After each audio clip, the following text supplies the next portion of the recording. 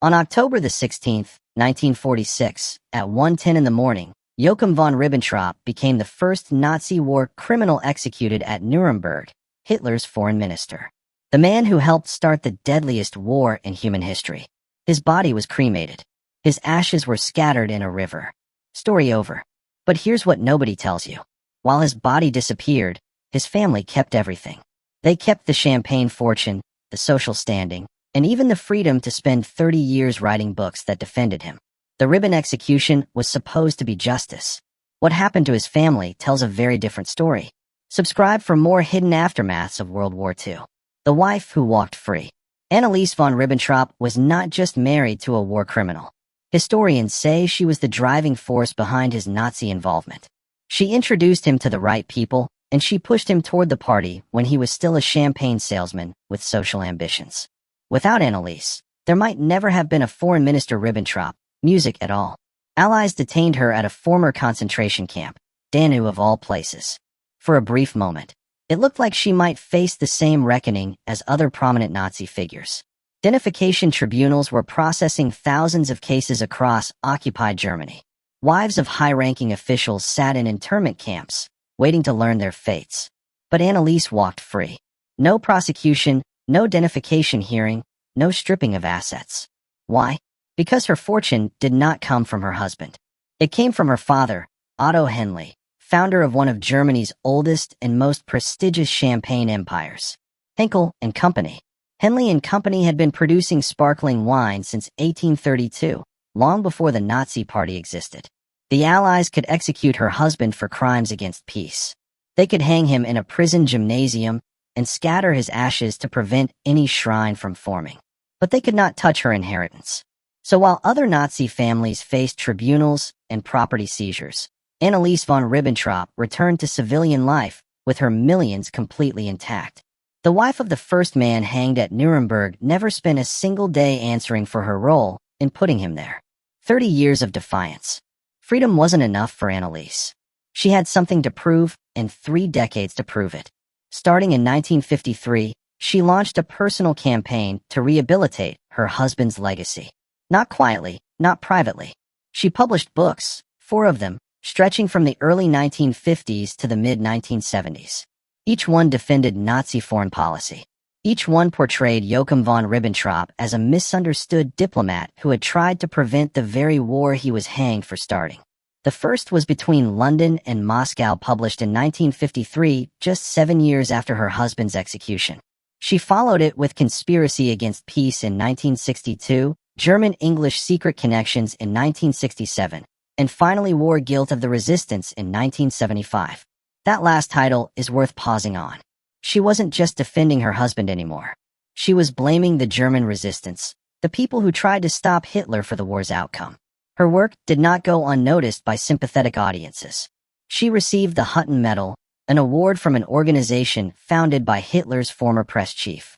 In the circles of unreconstructed Nazi sympathizers, Annelies von Ribbentrop had become something of a celebrity. The grieving widow who refused to accept the verdict of history.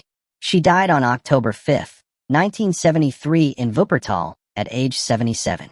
Completely unpunished, completely unrepentant. She had outlived her executed husband by 27 years, spending most of that time arguing he had done nothing wrong. The son who chose the SS Rudolf von Ribbentrop could have avoided the war entirely. His father was Hitler's foreign minister, one of the most powerful men in the Reich. A word in the right ear, and Rudolf could have spent the war in some comfortable diplomatic posting, far from the fighting. Instead, in 1941, at age 20, he volunteered for the von SS, not the regular army. The SS, the ideological spearhead of Nazi Germany. He did not do it because he was forced. He did it because he wanted to prove he was not riding his father's coattails. He wanted combat. He wanted to earn whatever honors came his way on his own terms. He earned them. Rudolf von Ribbentrop received the Knight's Cross, one of Nazi Germany's highest military decorations. He received the German Cross in gold. He was wounded 5 times on the Eastern Front, 5 separate occasions where he could have died in the frozen mud of Russia or the burning ruins of some forgotten village. By any measure, Rudolf had proven himself as a soldier. Whatever his motivations, whatever his father's position, He had faced the same dangers as any other man in the Waffen-SS. But then came 1945 and an accusation that should have ended everything. The accusation that should have destroyed him. When Allied forces captured Rudolf von Ribbentrop, they did not treat him as an ordinary prisoner of war. They held him as something far more serious, a suspected war criminal. The charge was devastating. Allied investigators accused him of shooting 2 Canadian prisoners of war during an interrogation. Not in the heat of battle, not in self-defense. During an interrogation. If the accusation was true, Rudolf von Ribbentrop had committed murder under the laws of war. For 3 years, he sat in Allied custody while investigators built their case. 3 years of uncertainty. 3 years of knowing that conviction could mean the same fate his father had faced. A rope in a prison gymnasium, a body reduced to ashes. But the prosecution never came. The evidence was not strong enough. Witnesses could not agree on what had happened. The fog of war had swallowed whatever truth existed about those 2 Canadian soldiers. In 1948, Rudolf von Ribbentrop walked free. No trial, no conviction, no punishment. But freedom brought its own problems. He had no career, no prospects. His military honors meant nothing in a Germany trying desperately to forget the war. And his name, Ribbentrop, was poison. Who would hire the son of a hanged war criminal? Who would associate with a man who had been accused, even if never convicted, of murdering prisoners? Rudolf von Ribbentrop was free, but he had nowhere to go. The court ordered fortune. Here is where the story takes its most unexpected, music, turn. In 1952, a German court in Warthun issued a ruling that would have seemed impossible just a few years earlier. The court ordered Henkel and Company, the Champagne empire his mother had inherited from her father, to accept Rudolf von Ribbentrop as a full partner in the business. Not because he had earned it, not because the company wanted him, because the court decided he had a legal right to the family fortune. Think about what this means. The son of the first Nazi hanged at Nuremberg, a former Waffen-SS officer, a man who had spent 3 years under investigation for murdering prisoners of war. This man became a Champagne executive, not through his own efforts, but by judicial decree. The Henkel family had built their empire over more than a century. They had survived 2 world wars, economic collapse, and the Nazi period itself. Now a German court was forcing them to share their business with a man whose very name symbolized everything post-war Germany was trying to forget. Rudolf took his place in the champagne industry. He proved capable enough at business. And unlike his mother, he largely stayed out of the spotlight for decades, building a quiet life far from the controversies that had defined his youth. But he never fully escaped his father's shadow. In 2008, at age 87, Rudolf published a memoir. In it, he defended aspects of his father's legacy, not with the aggressive defiance of his mother, but with the measured justifications of a man who had spent a lifetime processing what his family name meant. Rudolf von Ribbentrop died on May 20th, 2019 at the age of 98. He had outlived the Third Reich by 74 years. The children who vanished from history. Rudolf was the most visible of Joachim von Ribbentrop's children, the one who left the clearest trail through history. But he was not the only one. The family had 5 children in total. And what happened to the others reveals just how thoroughly some Nazi descendants managed to disappear. Bettina, the eldest daughter, was born in 1922. After the war, she faded almost completely from public records. No memoirs, no interviews, no scandals that drew media attention. She simply vanished into the anonymity that post-war Germany offered to those who wanted it badly enough. Ursula, born in 1932, followed a similar path. She was only 13 when her father was executed, old enough to understand what had happened and young enough that she had her whole life ahead of her. Whatever life she built it in silence. Adolf von Ribbentrop, and yes, that was his name, was born in 1935. He eventually became an art gallery owner, carving out a respectable career in a field far removed from politics or diplomacy.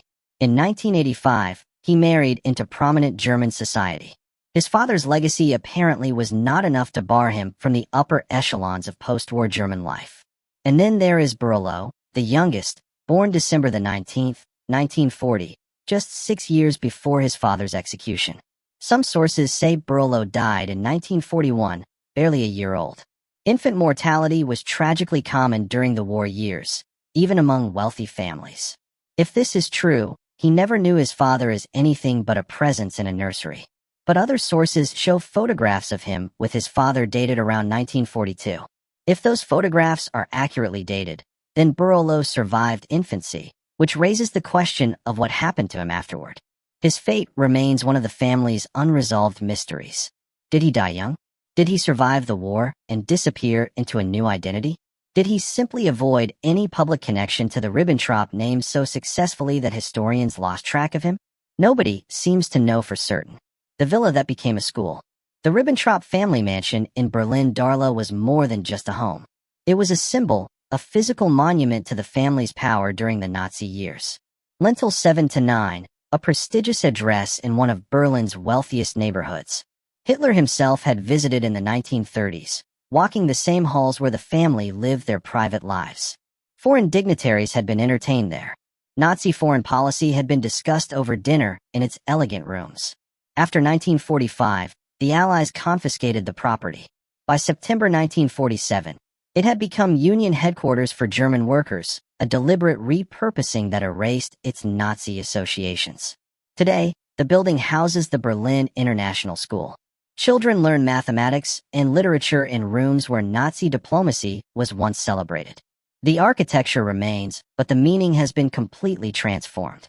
There is a certain irony in that transformation. The physical symbol of Ribbentrop power was taken, repurposed, and given to the next generation. But the family wealth, the Henkel fortune that had nothing to do with Nazi politics, survived completely intact. The Allies could seize a mansion. They could hang a foreign minister, but they could not undo an inheritance that predated the crimes. What justice actually meant. Nuremberg was supposed to establish a principle that would echo through history. No one is above the law. Not kings, not generals, not foreign ministers. Joachim von Ribbentrop's execution proved that diplomatic position offered no protection from accountability. A man who signed treaties and attended state dinners could hang for the crimes those treaties enabled. But his family story reveals the limits of that justice. The wife who pushed him into Nazism in the first place was never prosecuted. The son accused of murdering prisoners of war was never tried, and a court later placed him in control of the family's champagne fortune. The inherited wealth remained completely untouched by denazification. The children were scattered across post-war Germany. Some built quiet lives, others banished from records entirely. The wealth stayed concentrated in family hands. This was the paradox of post-war justice. The leaders faced consequences, dramatic, public, final. But the structures that supported them, the wealth that funded them, the families that surrounded them proved far harder to address. Annelies von Ribbentrop died wealthy and defiant. Rudolf von Ribbentrop died wealthy and 98 years old. The Henkel Champagne empire continued without interruption. The villa became a school, but the money remained in family hands. The questions that won't go away. Why did Annelies escape denazification when other Nazi families faced tribunals? The inheritance loophole explains part of it, but only part. Plenty of wealthy Nazi families saw their assets seized regardless of where the money originally came from. Something about the Ribbentrop case was different, and historians still debate exactly what. How did Rudolf avoid prosecution for the prisoner of war killings? The official answer is insufficient evidence. But insufficient evidence has never stopped other prosecutions. Was there political pressure, witness intimidation, or simple exhaustion from a judicial system overwhelmed with cases? The full truth remains buried. What happened to Bettina, Ursula, and the mysterious youngest son?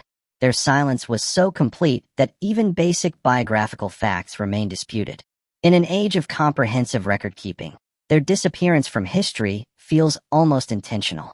And perhaps the hardest question of all, what does justice actually mean when the leaders hang, but their families inherit everything? Nuremberg was supposed to close a chapter. The Ribbentrop family proves it only opened another one. A chapter about what happens when accountability reaches the very top, but stops there. About how wealth survives regime change. About how names can be poisoned in public, but perfectly acceptable in private.